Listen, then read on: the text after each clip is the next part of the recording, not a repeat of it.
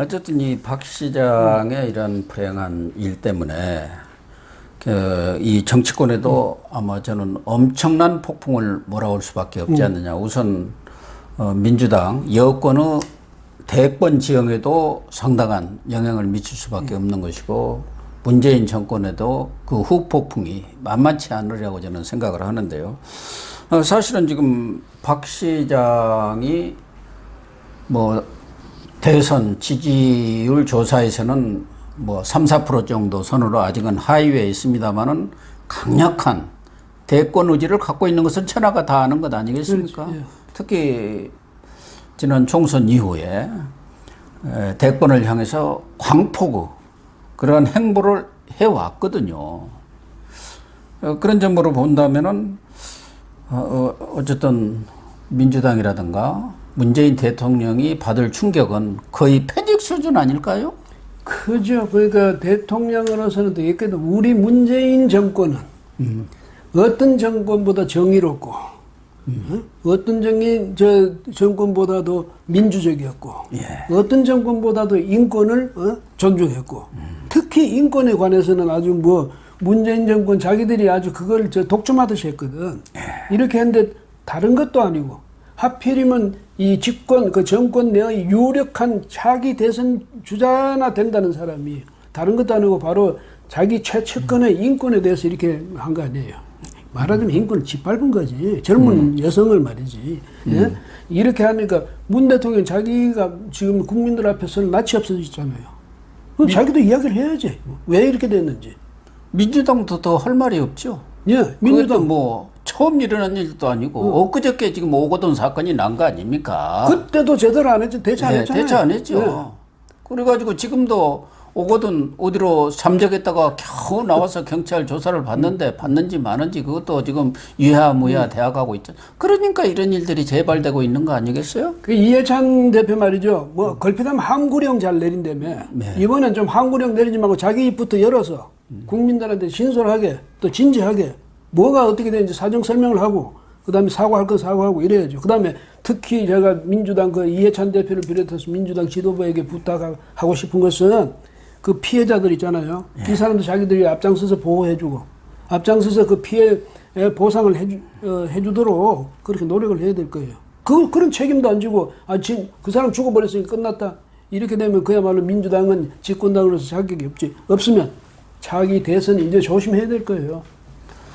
특히 박원순 시장이 인생을 살면서 여러 가지 훌륭한 업적도 또 많이 남겼는데 서울시장을 하면서 좀 비판을 받고 있는 것이 어떻게 보면 서울시가 좌파의 물주 역할을 한 사례가 너무 많다. 좌파 인사들 전부 서울시 이런저런 자리에 주기도 했고, 또 하나는 교통방송. 이게 서울시 관할 아닙니까? 거기에 김어준이라든가 주진우 이런 사람들 내세워가지고 좌파 세력의 나팔수 역할을 한 측면이 많이 있거든요. 그 본래 서울시가 운영하는 본래는 서울시경이 옛날에 거기서 시작했을걸요. 아마 예, 이랬다가 지금 남산에 있죠. 하는데 이 방송이 예전에 그야말로 교통방송이잖아요. 교통정보를 전해주는 그런 방송이거든. 슬금슬금 들어서 시사 논평 다 해요. 일반 방송이 됐어요. 완전히 법을 위반한 거예요, 사실은. 완전히 종합편성 방송이 되어 있거든요. 예. 되어 있고 거기에다가 지금 말씀하신 대로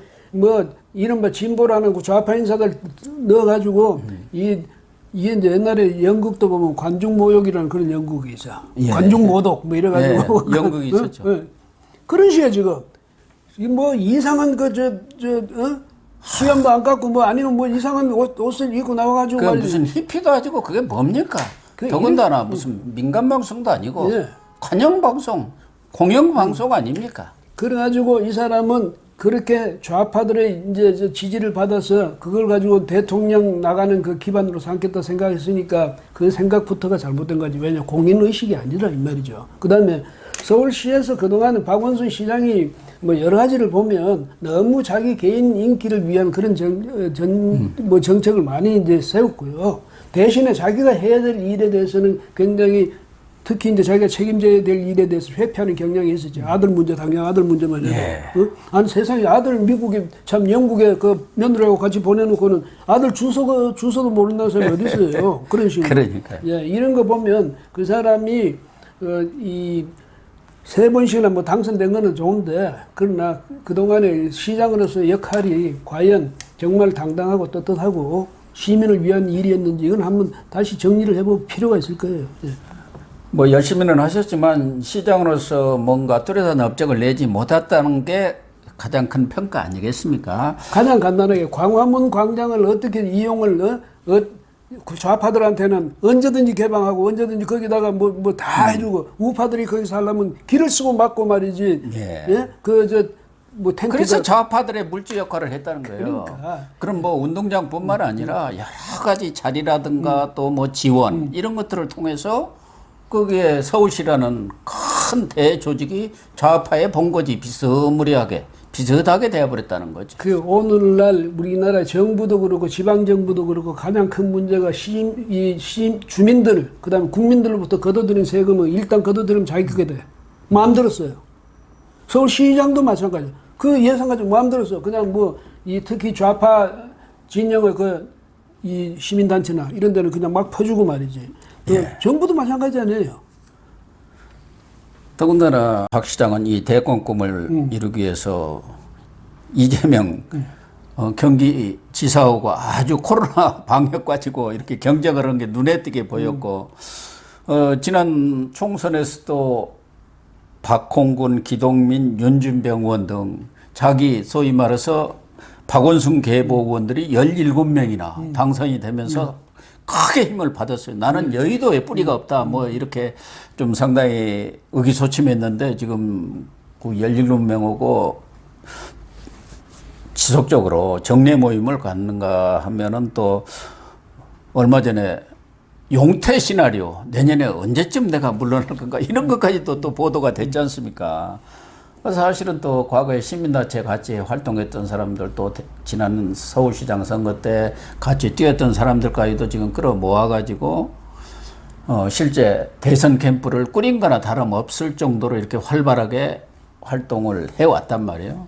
근데 이런 분이 이런 선택을 하면서 빠져버리면 여권의 뭐랄까요 대권 지형 이것도 상당히 변화를 겪지 않겠냐 하는 생각을 갖고 있거든요. 지금 뭐 이낙연 의원이 앞서가고 있지만 또 이재명 경기지사가 거의 바짝 축격해 오는 그런 상황이기 때문에 이 박원순계가 어디로 가느냐에 어떤 선택을 하느냐에 따라서는 또 완전히 달라질 수도 있거든요. 예. 비무이니까요. 그런데 우선 민주당 차기 대권 주자들로서는 상당히 일단은 잃는 게 많다. 왜? 신뢰도를 잃어버려요. 국민에서 저 사람들 이름 신뢰도가 떨어지니까 그 점에서는 뭐 이낙연 전 총리라든지 무슨 이재명 지금 지사라든지 이런 사람들도 일단 그런 점에서는 충격을 받는다고 봐야죠. 타격을 입고 이렇게 하는데 이제 그 구도 자체는 지금 말씀하신 대로 구도는 이제 어떻게 다시 재편될 것인가 이거는 이제 관심거리고 그런데 이낙연 의원 이야기가 나와서 말인데 이 양반은 너무 무색무취해. 왜냐면 뭐든지 책임 안 지려고 하니까. 책임 안 지려니까 분명한 말을 안 하거든. 슬슬 그냥 구렁이 담 넘어가듯이 좋게 들릴 말만 한단 말이죠. 이러니까 이 사람이 이재명은 톡 부러지게 이야기하거든. 똑 부러지게.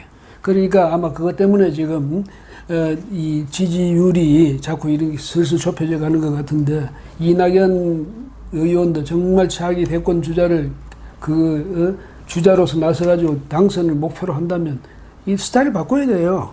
리더면 리더다워야지.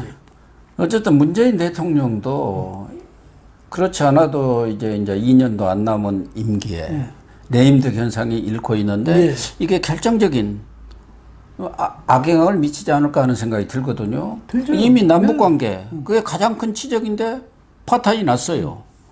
또 지금 부동산 이슈로 아주 궁지에 빠져 있는 상황입니까? 오늘 또 무슨 부동산 정책 발표한다는데 우리 국민들이 그런 거 발표한다 해가지고 부동산 어떤 시장이 안정되리라고 생각하는 사람은 아무도 없거든요. 그렇죠.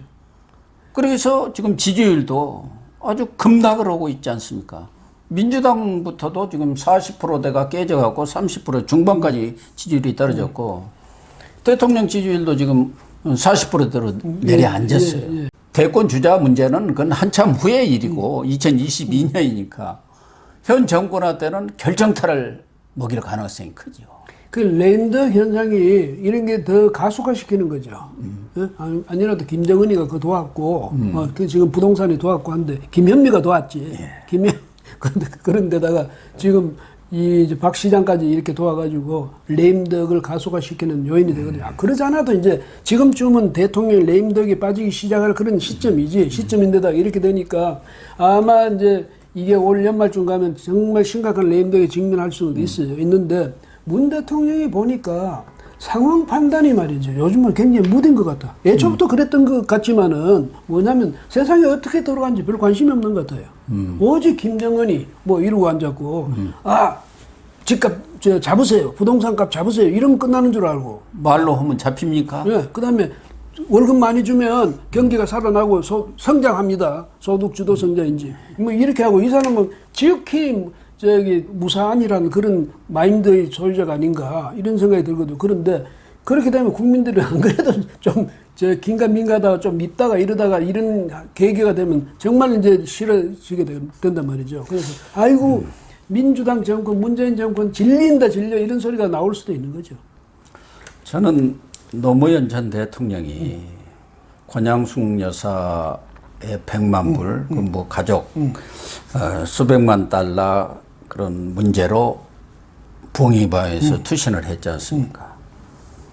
그리고 노회찬 전 의원 두 분 다 어떻게 보면 진보 좌파의 아주 대표적인 분들 아닙니까? 이분도 4천만 원의 그런 불법 정치자금 문제가 나오니까 아파트에서도 투신을 했어요. 또 박원순 시장도 미투 사건이 난 지 하루 만에 극단적인 선택을 했습니다. 그래서 이 좌파 진보 세력들의 어떤 심리적인 기저에는 뭐가 있나? 어떻게 사람이 그렇게 바로 극단적인 선택을 할 수가 있나? 그런데 결과적으로 보면은 그런 것들이 또 좌파를 살렸어요. 그러니까 노무현 전 대통령이나 이제 노회찬 의원 경우에는 좌파를 살린 게 됐죠. 근데 왜냐하면 이 사람들은 무슨 생각이냐면 특히 좌파는 제가 생각할 때 서로가 뭐 혁명의식으로 엮인 사람들 아닙니까? 그래서 이런 사람들은 그 속에서 제일 두려운 게 뭐겠습니까? 자기들 이 세력 안에서 따돌림 당한다거나, 예? 죄인이 돼버린다든지. 이건 그거 아니겠습니까? 그럼 못 견디거든요. 그러니까 차라리 죽는 게 낫지. 이런 생각을 할 거란 말이죠. 그런데 그런 점에서 볼 때는 또 저렇게 함으로써 저게 좌파의 불문율 비슷하게 되니까. 뭐냐면 해를 끼치기 전엔, 네가 해를 끼치는 그 요인을 만들었다면 네가 죽어라. 그래서 희생해라.